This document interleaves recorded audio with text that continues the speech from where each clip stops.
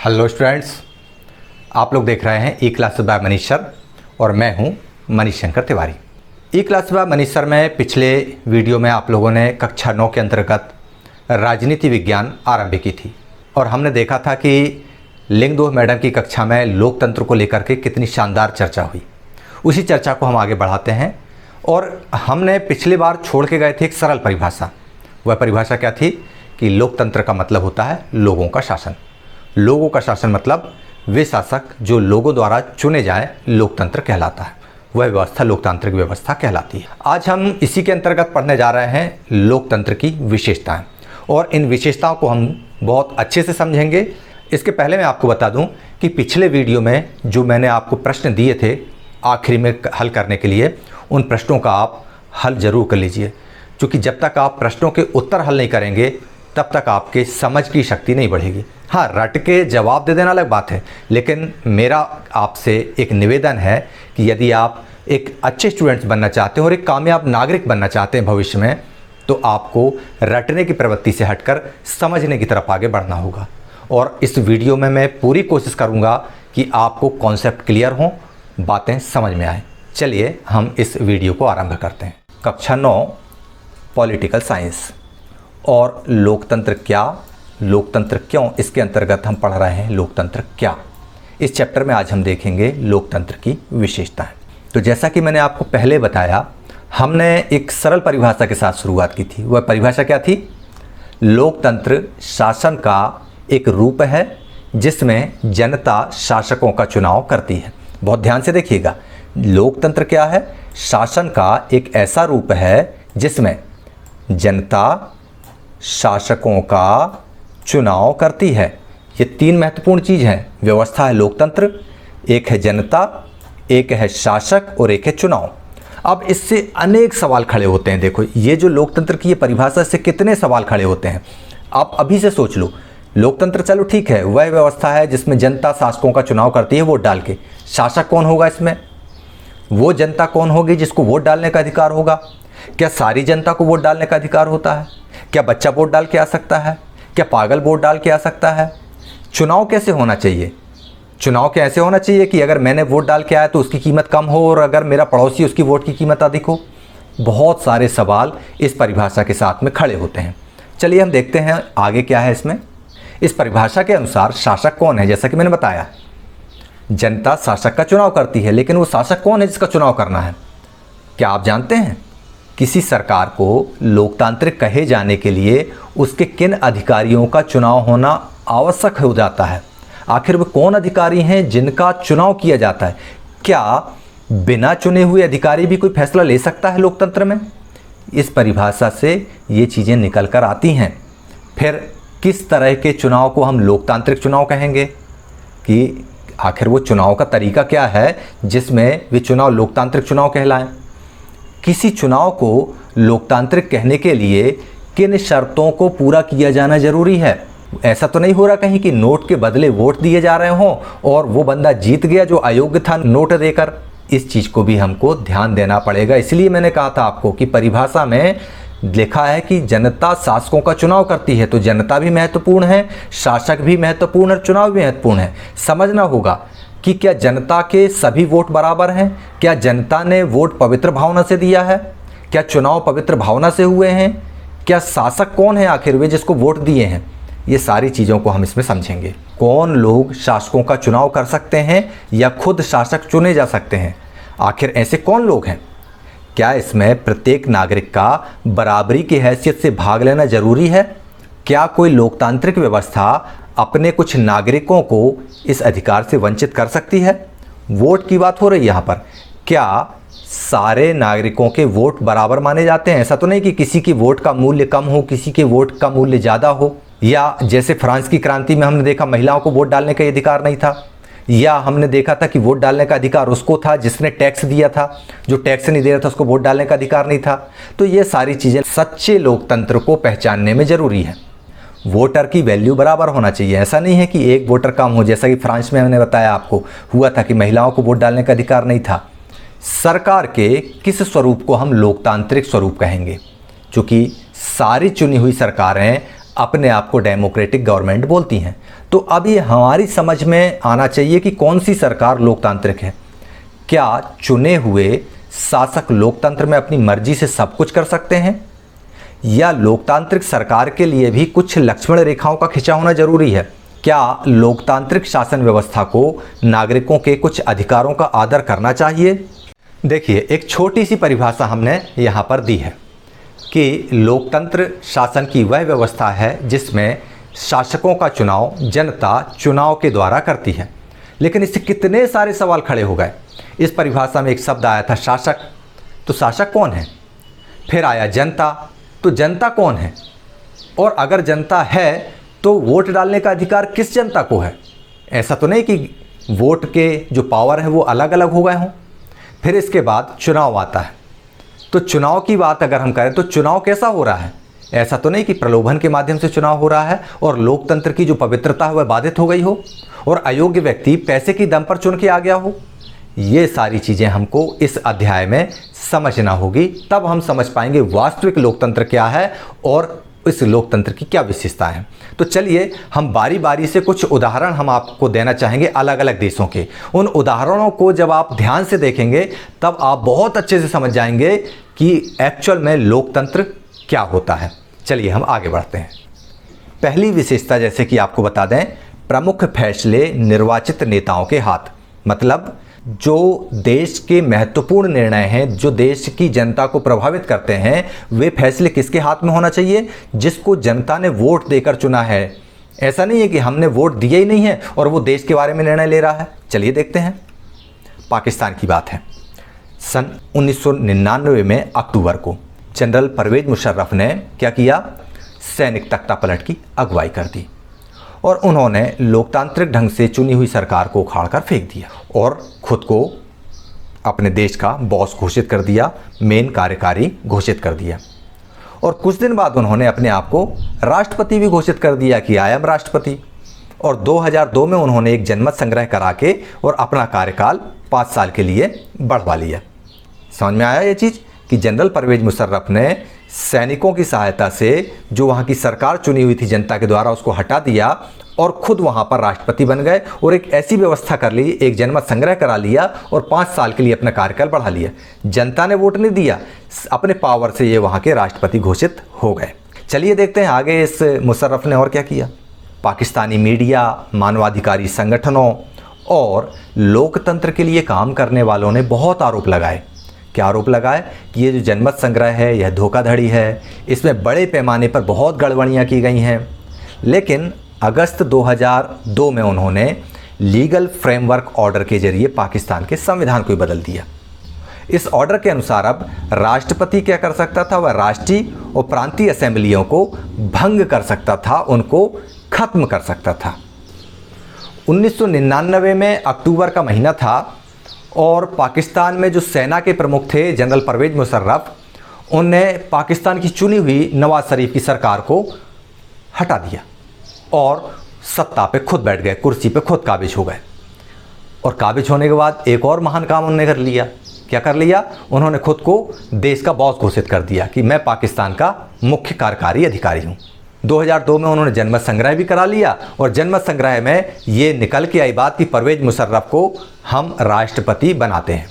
पाकिस्तान की मीडिया हाहाकार मच गया, मानवाधिकार कार्यकर्ता बुराई करने लगे, जहाँ तहाँ बातें आने लगी कि ये जनमत संग्रह धोखाधड़ी है, परवेज मुशर्रफ ने देश के साथ में गलत कर दिया है, लोकतंत्र का मजाक उड़ा दिया है, बहुत सारी बातें हुई। लेकिन परवेज मुशर्रफ को इन सब चीज़ों की कोई परवाह नहीं। उसने लीगल फ्रेमवर्क ऑर्डर लेके आया पाकिस्तान में और संविधान ही बदल दिया। और बदल के संविधान में उसने क्या प्रावधान डाल दिया कि पाकिस्तान का राष्ट्रपति पाकिस्तान की राष्ट्रीय असेंबली और प्रांतीय असेंबली मतलब संसद और विधानसभाओं को बर्खास्त कर सकता है, भंग कर सकता है। कितना महान काम कर लिया, लोकतंत्र में मजाक बना के रख दिया। चलिए देखते हैं और क्या क्या किया उस परवेज मुशर्रफ ने। मंत्रिपरिषद के जो कामकाज होते थे उन पर एक राष्ट्रीय सुरक्षा परिषद की निगरानी होती थी और इसमें ज़्यादातर सदस्य फौज के अधिकारी होते थे।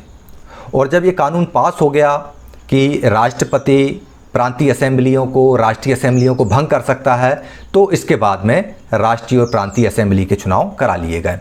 वोटें पड़ी, चुनाव हुए और इस प्रकार प्रतिनिधियों को कुछ अधिकार भी दे दिए गए। लेकिन सर्वोच्च सत्ता और पावर जिसे कहते हैं वो किसके पास थी अभी भी? कुछ सेना के अधिकारियों के पास और जनरल परवेज मुशर्रफ के पास। मतलब साफ है कि पाकिस्तान के राष्ट्रपति जो परवेज मुशर्रफ थे उन्होंने असेंबलियों को भंग कराने का अधिकार लेकर असेंबली भंग करा दी, चुनाव करा लिया, चुनाव के प्रतिनिधि चुन के आ गए, उनको कुछ अधिकार दे दिया। लेकिन जो मेन पावर थी, मेन पावर अभी भी सेना के अधिकारियों और supreme power general Parvez Musharraf ने अपने पास में रख ली। स्पष्ट है कि जनरल परवेज मुशर्रफ के शासन वाले पाकिस्तान को लोकतंत्र नहीं कहा जा सकता। इसके बहुत सारे कारण हैं कि क्यों नहीं कहा जा सकता, लेकिन हम सिर्फ एक ही कारण पर यहाँ चर्चा करेंगे और वो कारण है, क्या हम कह सकते हैं कि पाकिस्तान के लोगों ने अपने शासकों का चुनाव किया है? पाकिस्तान खुद को लोकतांत्रिक देश कहता है, परवेज मुशर्रफ भी अपने आप को लोकतांत्रिक देश का मुखिया कहते हैं। लेकिन जो कंडीशंस आपने यहाँ पर देखी, क्या आप इसके बाद ये कह सकते हैं कि परवेज मुशर्रफ जनता के द्वारा चुना हुआ शासक था? नहीं कह सकते आप ऐसा। हम ऐसा बिल्कुल भी नहीं कह सकते। लोगों ने राष्ट्रीय और प्रांतीय असेंबलियों के लिए अपने प्रतिनिधियों का चुनाव किया, लेकिन चुने हुए प्रतिनिधि प्रशासक नहीं थे, वे अंतिम फैसला नहीं कर सकते थे। अंतिम फैसला अभी भी सेना के अधिकारियों और जनरल परवेज मुशर्रफ के हाथ में था, जो जनता द्वारा चुने हुए बिल्कुल भी नहीं थे। पाकिस्तान के मतदाताओं ने अपने राष्ट्रीय असेंबली और प्रांतीय असेंबली के लिए वोट डालकर प्रतिनिधियों का चुनाव कर लिया, लेकिन इन प्रतिनिधियों के पास कोई विशेष पावर नहीं थे। थोड़े बहुत अधिकार थे जो एक होना चाहिए, थोड़े बहुत पावर थे जो अपनी कॉन्स्टिट्यूंसी में वो उपयोग कर सकते थे। बाकी जो प्रमुख फैसले थे जो देश के लिए लेने वाले थे, उन सारे फैसलों को लेने का अधिकार अभी भी सेना के अधिकारियों और जनरल परवेज मुशर्रफ के हाथों में ही थे। और यह जनरल परवेज मुशर्रफ और सेना के अधिकारी जनता के द्वारा चुने हुए प्रतिनिधि कतई नहीं थे। ऐसा अक्सर तानाशाही व्यवस्था में होता है, जहाँ पर संसद भी होती है, चुनाव भी होता है, लोकतंत्र के ढकोसले भी होते हैं, दिखावा भी किया जाता है, लेकिन जो असली सत्ता है वह लोगों द्वारा चुने हुए लोगों के हाथों में नहीं होती। असली सत्ता किसी और के हाथ में होती है जो जनता द्वारा चुना नहीं होता है। कुछ देशों में तो यह जो सत्ता है वह किसी और देश के लोगों द्वारा चलाई जाती है। मतलब यहाँ पर जो मुखौटा की तरह से कोई और शासक होता है, जबकि असली ताकत विदेशी शक्तियों के हाथों में होती है। तो डेफिनेटली इसे लोगों का शासन तो कतई नहीं कहा जा सकता। तो पाकिस्तान के इस उदाहरण से हम लोकतंत्र की पहली विशेषता पर पहुंचते हैं। इससे हम लोकतांत्रिक शासन व्यवस्था की पहली विशेषता पर पहुंचते हैं। पहली विशेषता क्या है? लोकतंत्र में अंतिम निर्णय लेने की शक्ति लोगों द्वारा चुने हुए प्रतिनिधियों के पास ही होनी चाहिए। लोकतंत्र की पहली विशेषता क्या निकल के आई? लोकतंत्र में अंतिम निर्णय लेने की जो स्थिति है या शक्ति है या जो पावर है वह किसके हाथ में होना चाहिए? जनता द्वारा चुने हुए प्रतिनिधियों के हाथों में ही होनी चाहिए। क्यों होनी चाहिए? क्योंकि जनता उसी प्रतिनिधि को अपना शासक बनाएगा, उसी का चुनाव करेगा जो जनता के हितार्थ निर्णय लेगा, जो जनता के बारे में सोचेगा। इसलिए अंतिम निर्णय हमेशा जनता के द्वारा चुने गए प्रतिनिधि के हाथ में ही होना चाहिए।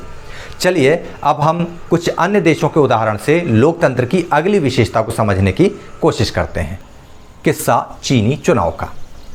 स्वतंत्र और निष्पक्ष चुनावी मुकाबला। जैसा कि आपको बताया मैंने कि परिभाषा में पहला शब्द था शासक। तो शासक के बारे में हमने पाकिस्तान से समझ लिया। अब दूसरा हिस्सा आता है चुनाव। तो चुनाव को हम समझेंगे, परिभाषा का जो शब्द चुनाव है उसको हम समझेंगे चीनी चुनाव से, और टॉपिक है स्वतंत्र और निष्पक्ष चुनावी मुकाबला। चीन की जो संसद है उसको हम बोलते हैं क्वांगवो रैमनिन डाई वियाओ दाहुई, अर्थात राष्ट्रीय जन संसद। चीन की संसद के लिए प्रत्येक 5 वर्ष के नियमित अंतराल में चुनाव होते हैं और इस देश की संसद ही देश का राष्ट्रपति नियुक्त करती है। मतलब चीन की संसद को देश का राष्ट्रपति नियुक्त करने का अधिकार प्राप्त होता है। इसमें क्या होता है? चीन से लगभग पूरे चीन से 3000 सदस्य चुनकर आते हैं। कुछ सदस्यों का चुनाव सेना के द्वारा भी किया जाता है। लेकिन यहाँ पर एक बात विशेष ध्यान देने योग्य है कि किसी भी उम्मीदवार को चुनाव लड़ने से पहले चीनी कम्युनिस्ट पार्टी से अनुमति लेनी पड़ती है। जब वहाँ से अनुमति मिल जाती है तब ही कोई कैंडिडेट चुनाव लड़ सकता है। 2002 और 2003 में भी इसी तरह के चुनाव हुए और उन चुनाव में सिर्फ एक ही पार्टी, कम्युनिस्ट पार्टी या उससे संबंधित छोटी पार्टियों के सदस्यों को ही चुनाव लड़ने की अनुमति मिली और इस प्रकार सरकार हमेशा कम्युनिस्ट पार्टी की ही उस चीन में बनती है। अब यहाँ पर एक नया मामला सामने आ गया। पिछले किस्से में जो पाकिस्तान का था उसमें हमने क्या देखा कि लोकतंत्र शासन की वह व्यवस्था है जिसमें शासक का चुनाव जनता द्वारा किया जाता है, जिसमें शासक का अर्थ समझा कि शासक वह होना चाहिए जिसके पास देश के लिए अंतिम निर्णय लेने की शक्ति हो और वह शासक क्या हो, जनता द्वारा चुना हुआ हो। यहाँ पर बात हो रही चुनाव की, स्वतंत्र और निष्पक्ष चुनावी मुकाबला होना चाहिए। लेकिन चीन में क्या होता है, चीन में अपनी संसद है जिसको राष्ट्रीय जनसंसद बोलते हैं, वहाँ पर 3000 प्रतिनिधि चुनकर जाते हैं। अच्छा, क्या आप बता सकते हैं कि हमारी संसद में कितने लोग जाते हैं, लोकसभा में और राज्यसभा में? चलिए ठीक है, आप लोग देखिएगा और मुझे कमेंट बॉक्स में लिखिएगा कि भारत की लोकसभा में कितने लोग चुन के जाते हैं और राज्यसभा में कितने लोग चुन के जाते हैं। हम बात कर रहे हैं चीन की। यहाँ पर चीन में लगभग 3000 संसद सदस्य पूरे चीन से चुनकर जाते हैं। कुछ सदस्यों का चुनाव वहाँ की सेना के द्वारा भी किया जाता है, लेकिन वहाँ पर चुनाव लड़ने के लिए एक शर्त लागू होती है कि वहाँ पर चीनी कम्युनिस्ट पार्टी जिसको अप्रूव करती है, जिसको परमिट करती है, वही चुनाव लड़ सकता है। और इस तरह से 2003 में जो चुनाव हुए थे उसमें चीन की केवल कम्युनिस्ट पार्टी और उससे जुड़े हुए छोटे मोटे दल थे, उनके ही प्रतिनिधियों ने चुनाव लड़ा। बाकी किसी भी दल को वहाँ पर चुनाव लड़ने के लिए व्यवस्था ही नहीं है। दैट मीन्स चीन में हमेशा एक ही दल की सरकार बनती है और वह दल होता है चीनी कम्युनिस्ट पार्टी। चलिए आगे इसको समझते हैं किसी और देश के बारे में और क्या होता है। इसी स्वतंत्र और निष्पक्ष चुनावी मुकाबले के अंतर्गत हम चर्चा करते हैं मैक्सिको की। 1930 में मैक्सिको आज़ाद हो गया और आज़ाद होने के बाद हर 6 साल बाद वहाँ पर राष्ट्रपति के लिए चुनाव होने लगे। लेकिन देश में कभी भी फौजी शासन या तानाशाही वाली स्थिति नहीं आ पाई। लेकिन सन 2000 तक हर चुनाव में PRI मतलब इंस्टीट्यूशनल रिवॉल्यूशनरी नाम की जो पार्टी थी उसी को जीत मिलती थी। विपक्षी दल चुनावी मुकाबले में भाग तो लेते थे, लेकिन उनको कभी भी जीत हासिल नहीं होती थी। चुनाव में हर तरह के हथकंडे अपनाए जाते थे और हर हाल में जीत हासिल हो जाए, इसके लिए जो PRI पार्टी थी वह कुख्यात थी। साम दाम दंड भेद जो भी तरीका है सब कुछ अपनाओ, लेकिन चुनाव में जीत होना चाहिए। इवन सरकारी दफ्तरों में काम करने वाले लोगों को भी पार्टी की बैठक में जाना अनिवार्य कर दिया। और इससे बढ़कर क्या किया, सरकारी जो स्कूल के मास्टर थे उनसे कह दिया कि अपने स्टूडेंट्स के माँ बाप को फ़ोन लगाओ, उनके पास जाओ और उनसे बोलो कि PRI को ही वोट देना है, इसके अलावा और किसी दल को वोट नहीं देना है। मीडिया में भी कई बार ये होता कि विपक्षी दलों की आलोचना को नज़रअंदाज कर दिया जाता और विपक्ष की बुराई की जाती कि विपक्ष खराब है। कई बार ऐसा होता कि अंतिम क्षणों में मतदान केंद्रों को एक जगह से हटाकर दूसरी जगह भेज दिया जाता, जिससे अनेक लोग वोट ही नहीं डाल पाते थे। और PRI के जो उम्मीदवार थे वह अपने चुनाव अभियान में भी अनाप शनाप पैसा खर्च करते थे, वोटर्स को भी खूब पैसा देते थे लुभाने के लिए।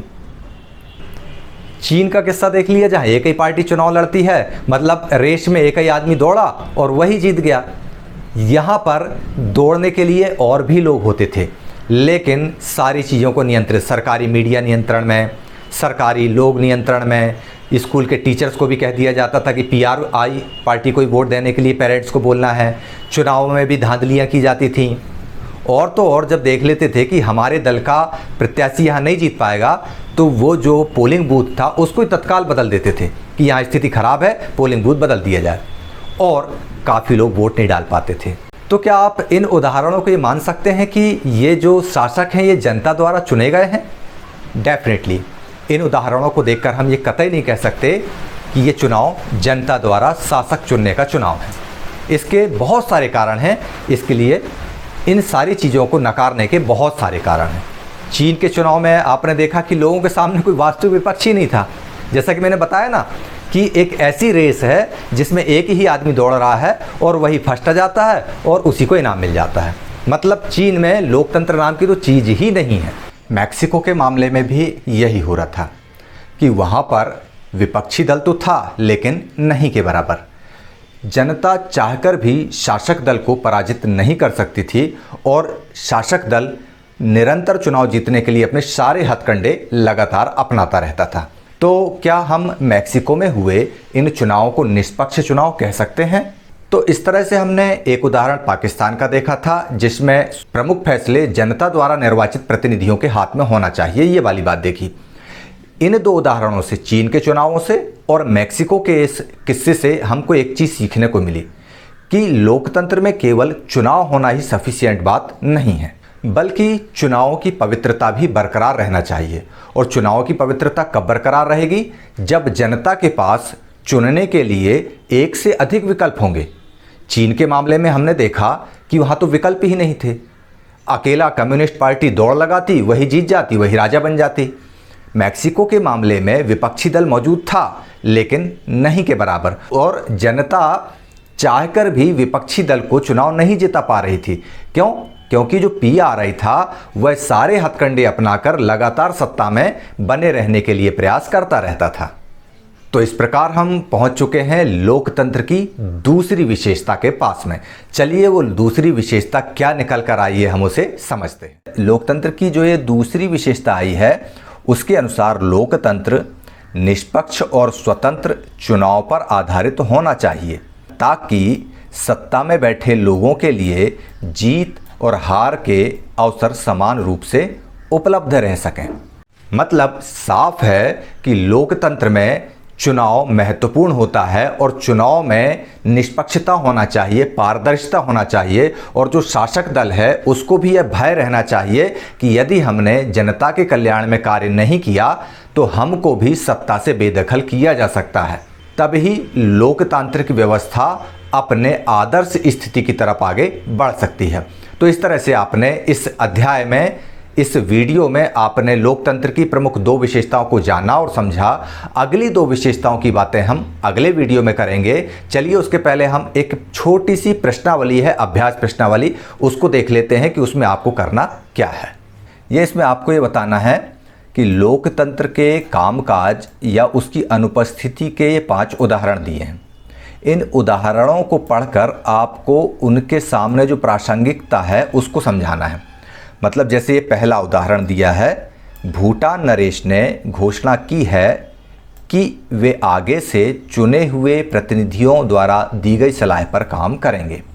अब यहाँ पर विशेषताएं, पहली है कानून का शासन, दूसरा अधिकारों का सम्मान, तीसरा एक व्यक्ति एक वोट का एक मोल, स्वतंत्र एवं निष्पक्ष चुनावी मुकाबला, और अगला है चुने हुए नेताओं द्वारा प्रमुख फैसले करना। तो भूटान नरेश ने जो घोषणा की है वो घोषणा इन अलग अलग बिंदुओं में से किस बिंदु के लिए सही उतरती है, ये आपको बताना है। अगला बिंदु है, भारत से गए अनेक तमिल मजदूरों को श्रीलंका में वोट डालने का अधिकार नहीं दिया गया। तो इसकी सही जोड़ी मिलाना है आपको कि यह किस विशेषता से जुड़ा हुआ उदाहरण है। नेपाल नरेश ने राजनीतिक जमावड़ों, प्रदर्शनों और रैलियों पर रोक लगा दी, यह किस विशेषता को दर्शा रहा है। भारत के सर्वोच्च न्यायालय ने बिहार विधानसभा भंग करने को असंवैधानिक ठहराया है, ये इन विशेषताओं में से किसको डिनोट करती है ये उदाहरण, ये आपको बताना है। और आखिरी है, बांग्लादेश की राजनीतिक पार्टियां इस बात पर सहमत हो गई हैं कि चुनाव के समय किसी भी पार्टी की सरकार ना रहे। तो इस तरह से ये 5 उदाहरण दिए हैं और ये 5 विशेषताएं दी हैं। कौन सा उदाहरण किस विशेषता के लिए सटीक है, ये आपको आज की अभ्यास प्रश्नावली में बताना है। तो इस प्रकार प्रश्नावली में जो उदाहरण दिए गए हैं और उसके सामने उनकी कुछ विशेषताएं दी गई हैं, तो वह उदाहरण किस विशेषता पे खरा उतरता है, किस विशेषता के साथ लिंक्ड अप है, ये आपको बताना है। और यदि आप ये बता पा रहे हैं तो डेफिनेटली आप लोकतंत्र की प्रमुख 2 विशेषताओं को समझ चुके हैं। अगली 2 विशेषताओं का इंतजार कीजिए और देखते रहिए ई क्लासेस बाय मनीष सर, और मुझे इजाजत दीजिए। जय हिंद।